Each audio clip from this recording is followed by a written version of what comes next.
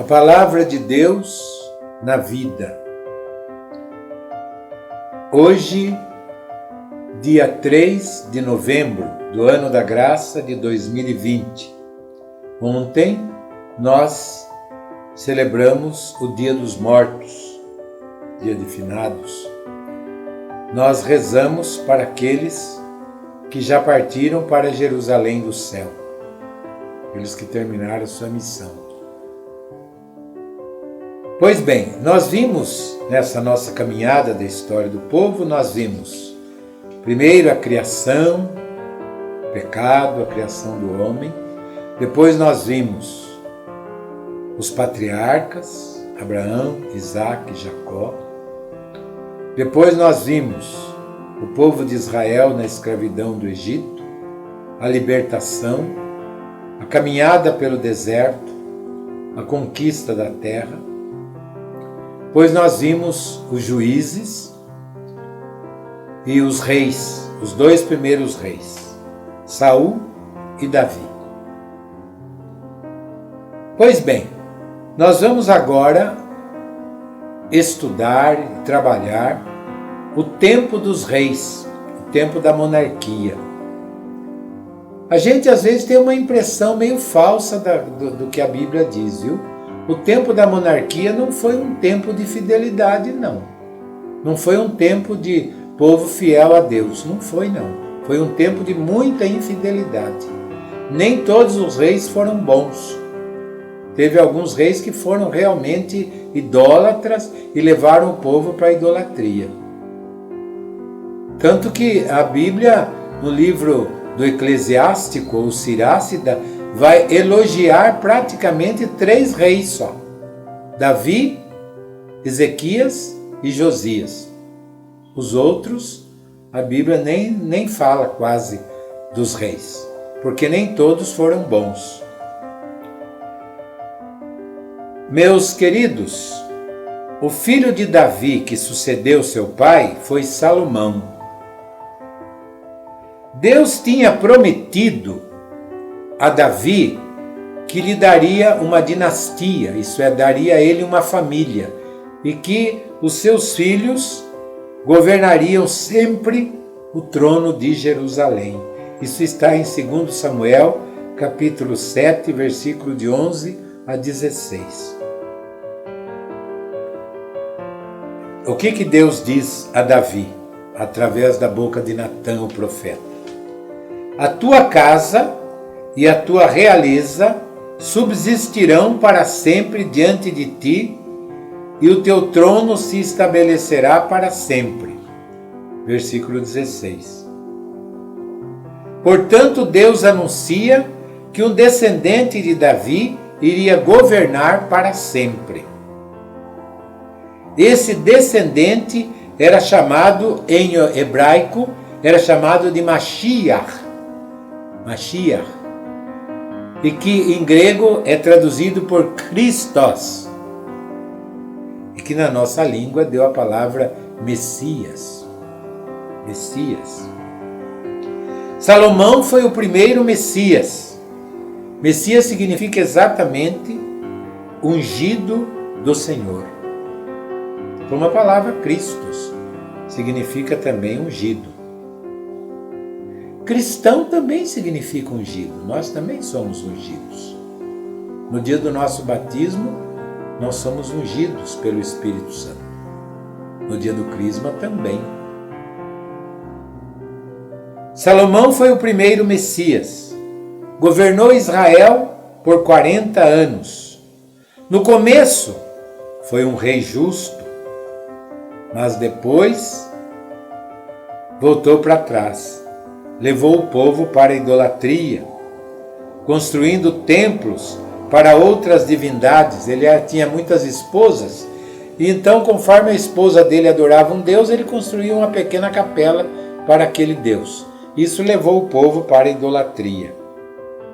Também, Salomão oprimiu o povo com grandes construções, o templo, palácios, cidades. O povo era chamado para trabalhos forçados. O que é trabalho forçado? O povo era chamado a trabalhar para as grandes construções do rei, trabalhava sem ganhar nada, só pela comida. Trabalhos forçados. Isso antigamente era chamado isso de corveia, trabalho forçado. Na realidade, o povo com Salomão caiu na escravidão. E é uma escravidão pior, porque o rei não era mais o faraó do Egito, mas era um israelita do seu próprio povo. Salomão foi um rei opressor.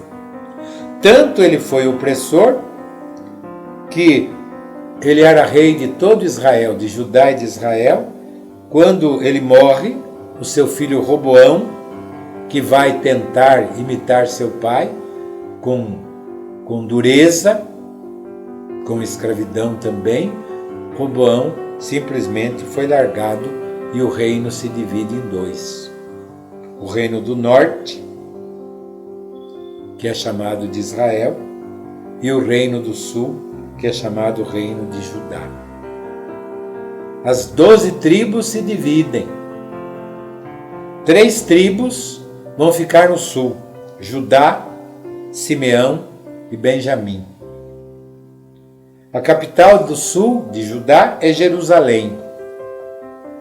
O trono é o trono de Davi, que vai durar mais ou menos 400 anos, até o ano 586 a.C. O outro reino, o norte, que foi dividido, vai pertencer às 9 tribos. As 9 tribos. Os reis não são mais da família de Davi, mas são reis que duram pouco, alguns são mortos, assassinados, outros morrem, mas os seus filhos não conseguem ser reis de novo.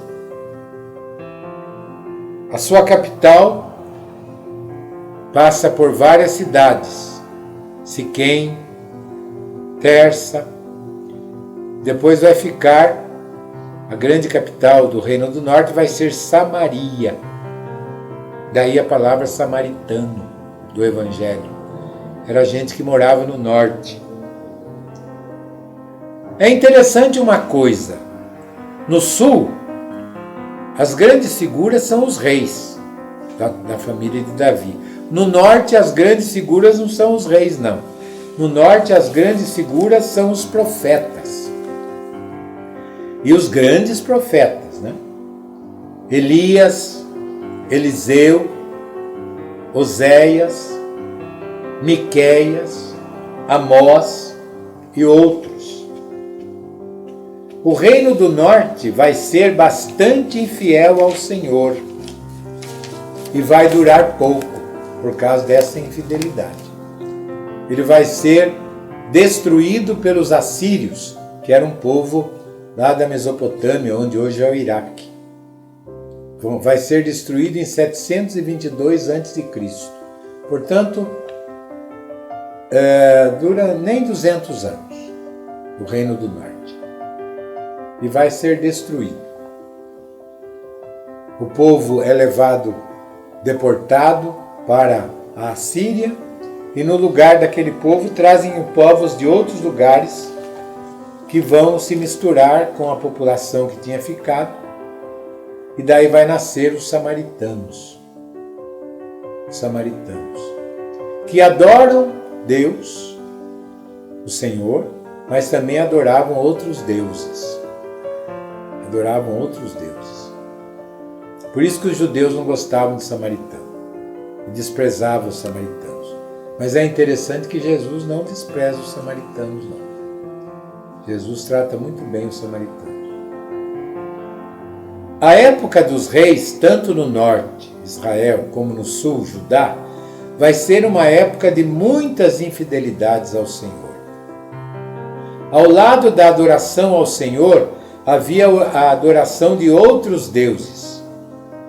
E com isso, a aliança com Deus, aquela aliança celebrada lá no Sinai, no deserto, ela vai cada vez se enfraquecendo mais. No próprio templo do Senhor em Jerusalém, se levantaram altares de outros deuses. E houve até prostituição sagrada por causa do culto a outros deuses dentro do templo de Jerusalém. Olha o absurdo. Deus proíbe a adoração de outros deuses e dentro do próprio templo de Deus eles vão levantar altares de outros deuses. A aliança e a lei deixaram de ser obedecidas e o povo caiu na idolatria.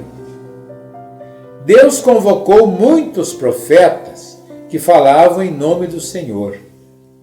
Mas nem os reis, nem os sacerdotes, nem o povo escutava a estes profetas.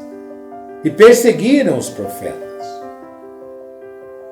Segundo uma lenda, o profeta Isaías foi morto cerrado, vivo. Jeremias foi perseguido, enterrado quase na lama, preso para morrer de fome. E outros profetas, então, foram até mortos mesmo. Né? Houve no sul, no trono de Davi, alguns reis fiéis, mas foram poucos. Como eu disse, o livro do Eclesiástico, ou Sirácida, elogia apenas 3. Davi, Ezequias e Josias. Quando o último rei de Judá, Sedecias, foi morto,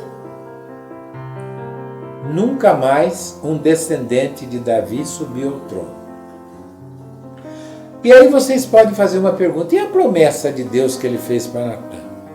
De ter um descendente para sempre, um Messias para sempre no trono de Davi. Isso vai se cumprir apenas quando o anjo vem anunciar a Maria que o filho dela era o Messias e que ele vai se sentar para sempre no trono de Davi, seu pai. Lá no capítulo 1 do livro de São Lucas.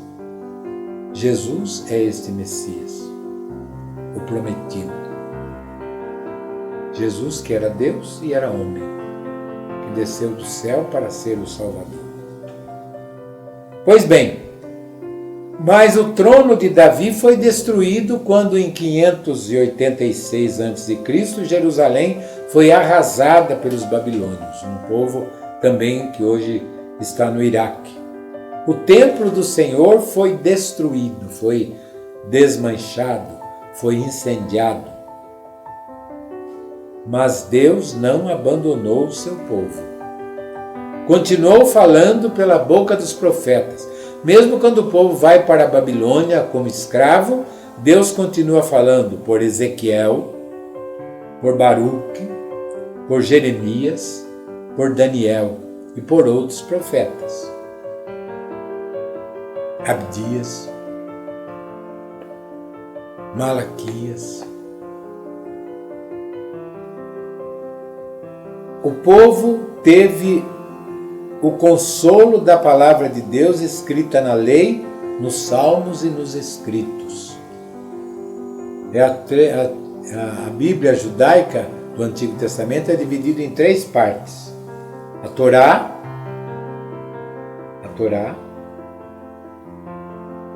os profetas e os escritos. Em hebraico, Torá,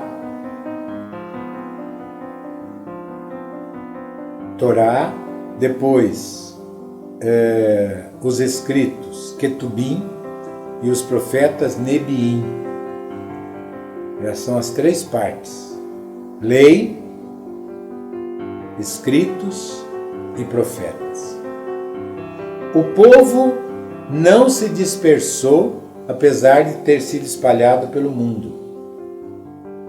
Mas, movido pela palavra de Deus, o povo se uniu e se tornou fiel de novo ao seu Deus. O povo não tinha mais reis, não tinha mais templo, não tinha Jerusalém, não tinha o trono de Davi, nem os reis, mas tinha sobrado o seu maior tesouro, a palavra, a palavra. E esta palavra vai fazer brotar o povo de Israel renovado. Por isso que é importante que nós amemos e leiamos e sigamos a palavra de Deus. Amar a palavra de Deus, não apenas algum texto, não apenas buscar na palavra de Deus quando eu quero descobrir a vontade de Deus, não, mas ler a palavra com amor, porque foi esta palavra que salvou o povo de Israel. Louvado seja nosso Senhor Jesus Cristo, para sempre seja louvado.